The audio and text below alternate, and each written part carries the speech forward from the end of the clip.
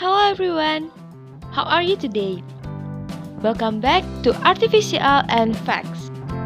Today, we will talk about international trade.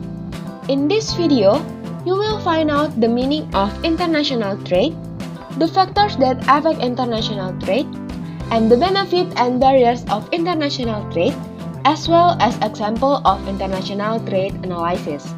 Before I discuss further, I would like to ask all of you guys some question. Have you ever used goods from abroad? If you ever use it, did you know how we can use goods or brand from abroad in our country? Each country has different natural resource potential. For example, Saudi Arabia is a country that is very rich in petroleum, but they need other natural resources such as rubber. While in Indonesia, oil production is not sufficient for domestic need.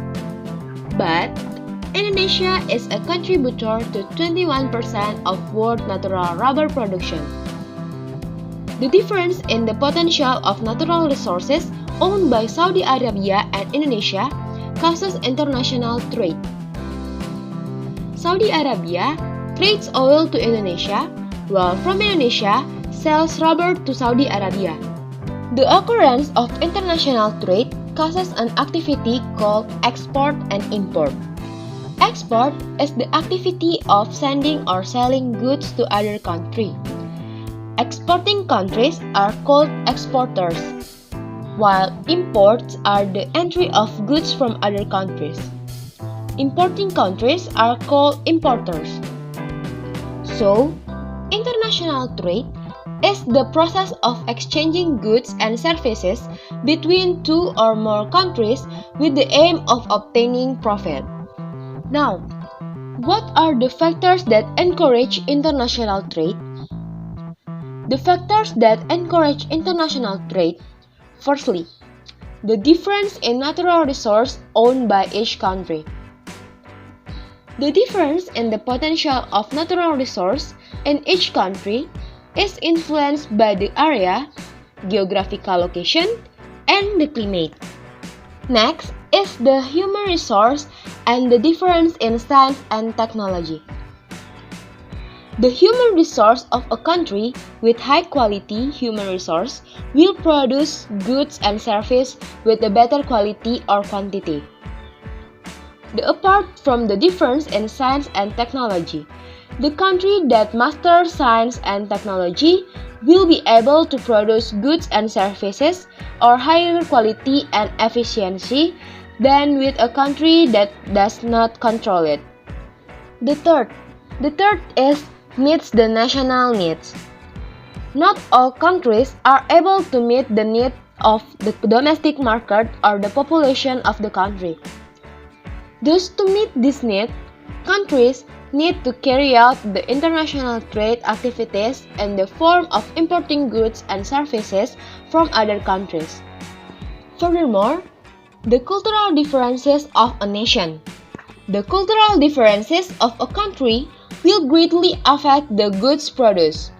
For example, the art of carving an Indonesian batik is an attraction in itself for other countries to buy these goods, as well as Chinese ceramics become the main attraction for the other countries.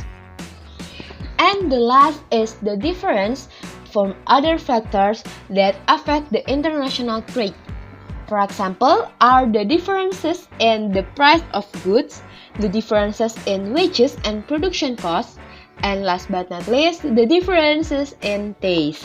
So now we will talk about the benefits and barriers to international trade.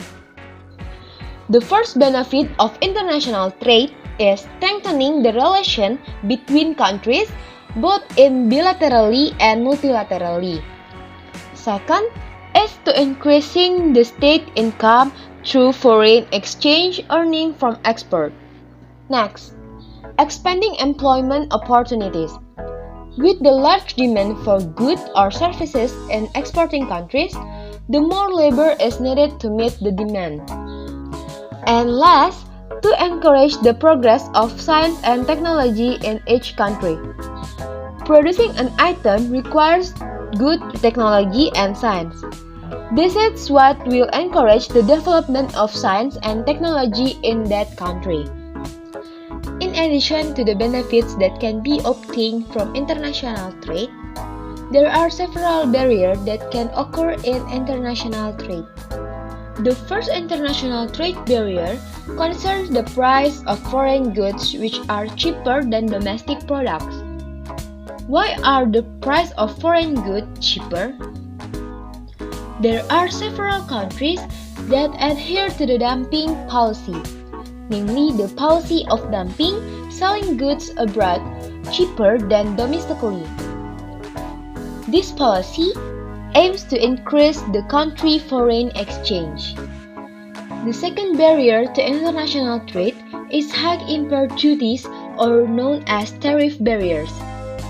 Tariff barriers are a protectionist policy for domestically produced goods from the threat of flooding.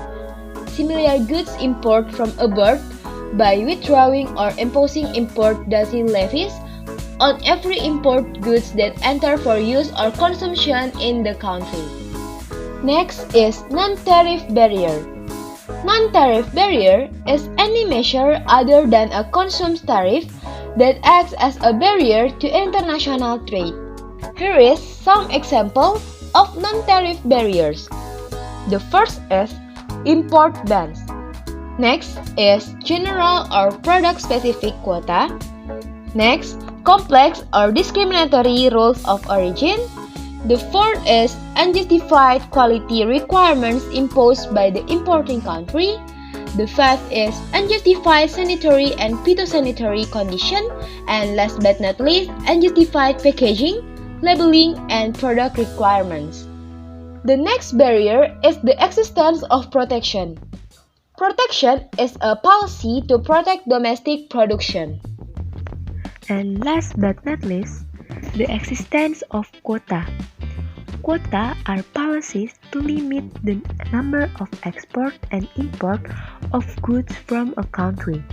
And for the other international trade barriers, for example, political conflicts. What do you think when you see the place in the picture? In which country are these places? Maybe some of you guys are already familiar with this place. We can find this place in drama and other variety shows, or even many of you guys who have visited this country. Yes, that country is South Korea. South Korea is a country that attracts the attention of many people because of its culture, ranging from music, food, tourist attraction, and even the dramas that are favored by various groups of people. Did you know? South Korean President Moon Jae-in gave an album from one of the global South Korean boy groups, namely EXO, along with the signature of the members as a wedding gift for Kahhyang Ayu, the daughter of President Joko Widodo. Kahhyang Ayu is known to be a fan of artists in South Korea music industry. K-pop albums themselves are the item most loved by K-pop fans. Buying K-pop albums is a form of fan support for their idols. Seeing the large demand from the global community for K-pop albums, South Korea has also become an album exporter. This means that the domestic price for the album is cheaper compared to the world price. We took the example of the price of the BTS album. As you can see on the screen, it is the domestic price for BTS Love Yourself Tear Version album and for the Most Beautiful Moment in Life album. While for the global price, we take the data from Weaver Shop, which is an application made by Hype Corporation. We can see that the global price are more expensive than the domestic price. If we draw the graph, it will look like this.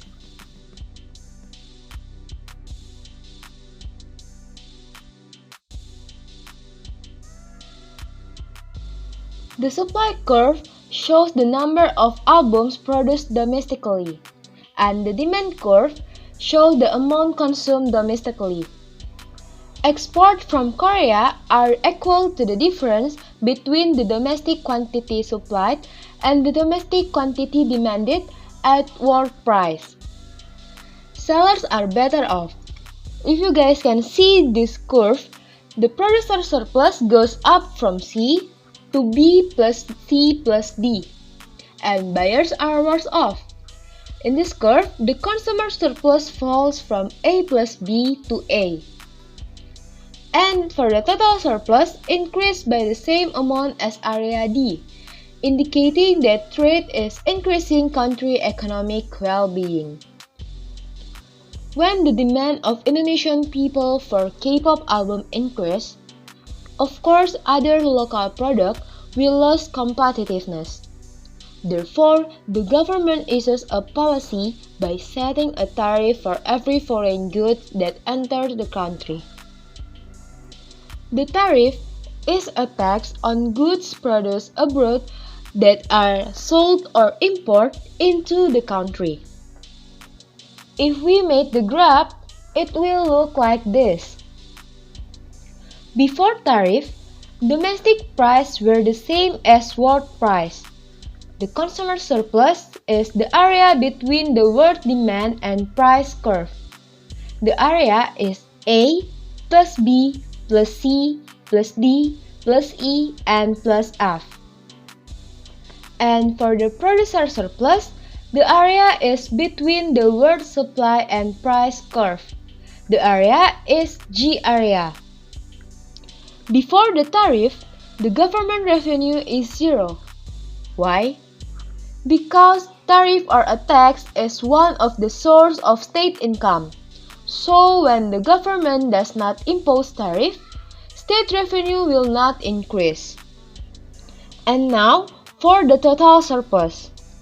The total surplus is all the area on the curve, which is the consumer surplus, the producer surplus, and the government income is the area of A plus B plus C plus D plus E plus F and plus G. As soon as the government imposes a tariff, domestic price exceeds world price by the sum of tariff.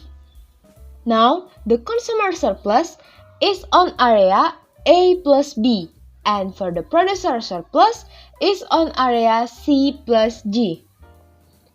Now, the government revenue, which is the quantity after the import tariff times the size of the tariff, is on area E. Thus, the total surplus with the tariff is on an area A plus B plus C plus E and plus G.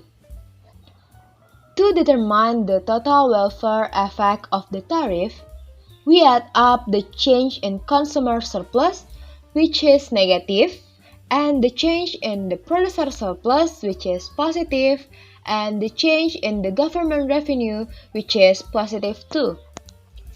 So we can find that the total surplus in the market decreased by the area D plus F.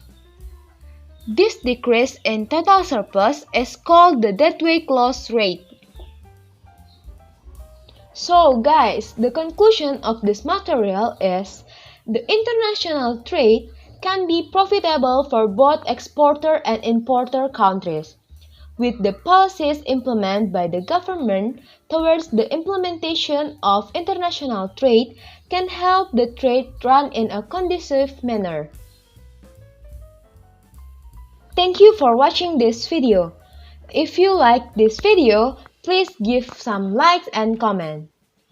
Please support this channel by pressing the subscribe button and turning on the bell so you don't miss another informative video.